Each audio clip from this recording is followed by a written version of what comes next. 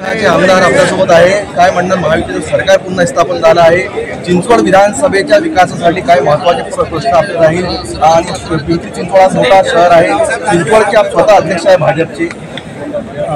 नक्कीच हे माझं पहिलंच अधिवेशन आहे आणि पिंपरी चिंचवड शहरासाठी वाढतं शहरीकरण आणि नागरीकरणाचे जे जे प्रश्न आहेत ते सोडवण्याचा या पहिल्या मी अधिवेशनामध्ये तो पूर्ण सोडवण्याचा प्रयत्न करतो. काय म्हणणार साहेब, जेव्हा बांगलादेश घुसपेटी आपण झालेलं आहे, कुठे प्रमाणपत्र घेऊन इथे राहत आहे, काय अशा बऱ्याचशा केसेस पिंपरी चिंचवड शहरामध्ये पण आढळून आलेल्या आहेत.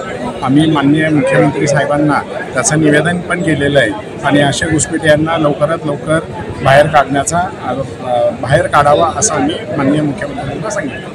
कुठेतरी असं वाटत आहे की रोहिंग्या सुद्धा इथे आलेले आहे आणि इथे अवैधरित्या अतिक्रमण करून जागा ते घेतात आणि इथे राहतात. हो, असे बरेचसे प्रकार आढळल्यामुळेच आम्ही माननीय मुख्यमंत्री साहेबांना आणि माननीय CP साहेब पिंपरी चिंचवड यांना निवेदन केलेलं आहे.